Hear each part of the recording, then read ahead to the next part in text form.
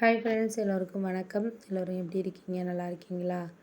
இன்றைக்கி ஒரு கதையோட தொடர்கதை தான் பார்க்க போகிறோம். அதற்கு முன்னாடி நீங்கள் நமது சேனலில் வரக்கூடிய கதைகளை சப்ஸ்கிரைப் பண்ணுறது மூலயமா தினந்தோறும் கேட்க முடியும். அந்த கதைகள் உங்களுக்கு மனதுக்கு பிடிச்சிருக்கிற மாதிரி சில கதைகள் இருக்கும். சில கதைகள் உங்கள் வாழ்க்கையோட சம்மந்தப்பட்ட கதைகளாகவே இருக்கும். அதனால் முடிஞ்ச வரைக்கும் சப்ஸ்கிரைப் பண்ணுங்கள், லைக் பண்ணுங்கள். வாங்க என்ன கதைன்னு பார்க்கலாம். பானுமதி ஒரு 1 இயராக அந்த ஜெராக்ஸ் கடையிலேயே வேலை பார்த்தாங்க.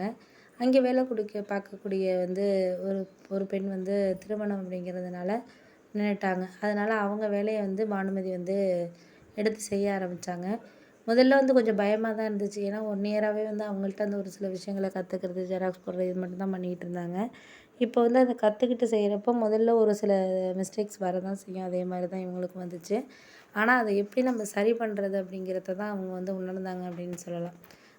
அடுத்தது அவரே முதலாளியே சொன்னார், "பரவாயில்லம்மா, ரொம்ப நல்லா வேலை பார்க்குற. உனக்கு அடுத்த மாதத்துலேருந்து ஒரு 1500 மாதம் கூட நான் கொடுக்கலாம் அப்படின்னு சொல்லிட்டு முடிவு பண்ணியிருக்கேன். ஏன்னா ஏற்கனவே இப்போ ஒரு 6 மாதத்துக்கு முன்னாடி தான் 8000 சம்பளம் உயர்த்தினேன்.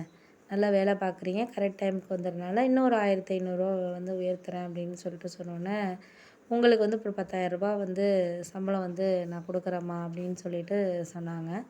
எனக்கு ரொம்ப சந்தோஷமாயிடுச்சு. அதாவது நம்ம 7,000க்கு வந்தாலும் ஒரு 1 இயரில் ஒரு 3000 சம்பளம் உயர்வு வாங்கியிருக்கோன்னா நம்மளோட உழைப்புங்கிறது இருக்குதுல. நம்ம ஓரளவு நல்லா வேலை பார்த்தா தான் அந்த சம்பளத்தை நம்மளால் வாங்க முடியுங்கிற மாதிரியான ஒரு சில விஷயங்கள் எனக்கு ரொம்ப பிடிச்சிருந்துச்சு. அதுக்கப்புறம் என் கணவர் இடையில சொன்னார். எனக்கு தான் என் கணவருக்கும் அந்த இடையில நான் வேலைக்கு போக ஆரம்பிச்சோன்னே அவர் கொஞ்சம் மாறிக்கிட்டு வந்தார். ஏன்னா முன்னாடி மாதிரி கிடையாது.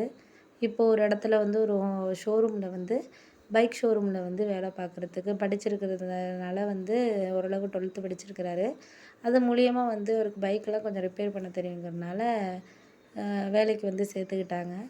ஓரளவு வேலை தெரிஞ்சவொன்னே ரொம்ப சந்தோஷமாகவே இது பண்ணிக்கிட்டு இருந்தாங்க. அந்த ஒரு விஷயத்த நம்மளால் எந்த இதுக்குமே இது பண்ண முடியாத மாதிரியான ஒரு சில விஷயங்கள் இருக்கும்ல, அதே மாதிரி அவங்களும் ரொம்ப சந்தோஷமாகவே வேலையை இது பண்ணிக்கிட்டாங்க அப்படின்னு சொல்லலாம். அந்த அளவுக்கு ரொம்ப சந்தோஷமாக எனக்கு மனசுக்கு இருந்துச்சு அப்படிங்கிற மாதிரி தான் ஒரு சில விஷயங்கள் போயிட்டு இருந்துச்சு. அந்த விஷயத்துக்கு நம்ம என்றைக்குமே சில இதை நம்ம சொல்கிறோம். சில விஷயங்கள நம்ம சரியான ஒரு பக்குவத்தில் சொல்லி இது பண்ணுறத காட்டியும் நம்ம நடந்துக்கிற விதத்தில் அவங்களே மாற ஆரம்பித்தாங்க. எனக்கு அது கொஞ்சம் சந்தோஷமாக இருந்துச்சு. ஏன்னா நம்ம அவங்கள "ஏன் இப்படி பண்ணுறீங்க? ஏன் இது மாதிரி மாறுங்க" அப்படின்னு சொல்கிறத காட்டியும் நம்ம முன்னேற்றத்தில் அதை பார்த்தோன்னே அவங்க சொந்தக்காரங்கலாம் பேச ஆரம்பிச்சிட்டாங்க. இது மாதிரி பானு அது வேலைக்கு போய் பிள்ளைய பார்த்துக்குது, நீ என்ன பண்ணுற அப்படின்னு சொல்லிட்டு அவங்க அம்மா அப்பா எல்லாருமே பேச ஆரம்பித்தோன்னே அவர் கொஞ்சம் மாறியிருந்தார். அதனால் அந்த ஷோரூம்லேயே கிட்டத்தட்ட ஒரு 6, 7 மாதமாக வேலை பார்த்துக்கிட்டு இருந்தார். வேலை பார்த்துக்கிட்டு எங்கள் மாதம் ஒரு 10,000 சம்பளத்தில் ஒரு 1000 மட்டும் எடுத்துக்கிட்டு, ஏன்னா ஒரு ட்ரெஸ்ஸு போகிற ஒரு பெட்ரோல் செலவு இதுக்கெல்லாம் ஒரு 1500 கிட்ட எடுத்துக்குவார். மீதி என்கிட்டயே கொண்டாந்து கொடுத்துருவார். எனக்கு இது நல்ல ஒரு இதாக இருந்துச்சு. ஏன் அப்படின்னா நான் ஒரு 10,000 சம்பாதிக்கிறேன், இது 8,000 வாடகை அதெல்லாம் ஒரு 5,000 6,000 போனாலும் மீதி நம்ம பிள்ளைக்காக ஒரு சேவ் பண்ணுறதுக்கு, ஒரு ஸ்கூல் சேர்க்கறதுக்காக இருக்கட்டும், எதுக்காக இருந்தாலும் நம்ம பிள்ளைக்குன்னு ஒரு பயன்படட்டுமே அப்படிங்கிற மாதிரி எனக்கு தோண ஆரம்பிச்சிச்சு. அதுக்கப்புறம் அந்த வேலையில் நானும் தொடர்ந்து சில விஷயங்கள் எல்லாம் அவர் முதலாளி நிறைய மிஷின் வாங்கி போடுறது, நிறையா சிஸ்டம்லேயே என் பிரிண்ட் அவுட் எடுத்து கொடுக்குறது, அதுக்கப்புறம் அவங்களே பார்த்துக்கிற மாதிரியான ஒரு சில வேலைகள்லாம் 2, 3 சிஸ்டம்லாம் வாங்கி போட்டு கொஞ்சம் கடையை எக்ஸ்டெண்ட் பண்ணார். அந்த பிள்ளைங்களுக்கு சொல்லிக் கொடுக்குற மாதிரி எல்லாம் தெரிஞ்ச விஷயங்கள சொல்லிக் கொடுத்து ஃபீஸ் வாங்கிக்கலாமே அப்படின்னு சொல்லிட்டு மாதம் ஒரு 2,000 அந்த மாதிரி ஃபீஸில் சேர்ந்துக்கிற பிள்ளைங்களும் இருந்தாங்க. ஏன்னா காலேஜ் இருக்கிறதுனால ஒரு சில பிள்ளைங்க அதை கற்றுக்கிறதுக்கும் ஆசைப்பட்டாங்க. அதெல்லாம் நாங்கள் கற்றுக் கொடுத்தோம். நானும் இன்னொரு அக்காவும் கற்றுக் கொடுத்தோம். அதுக்கப்புறம் ஒரு 2, 3 வருடம் அப்படியே போயிட்டு இருந்துச்சு. எங்களுக்கு ஒரு சந்தோஷமாக இருந்துச்சு.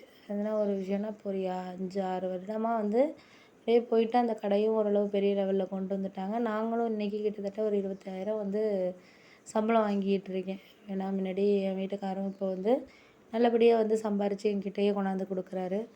அவருக்கும் இப்போ ஒரு 15,000 அவர் சேலரி வாங்குறாரு. இந்த 7, 8 வருடத்தில் நான் ஓரளவு சேமித்து ஒரு இடம் வாங்கி போட்டிருக்கோம். அதில் ஒரு வீடு கட்டணும் அப்படிங்கிறது தான் என்னோட ஒரு ஆசை.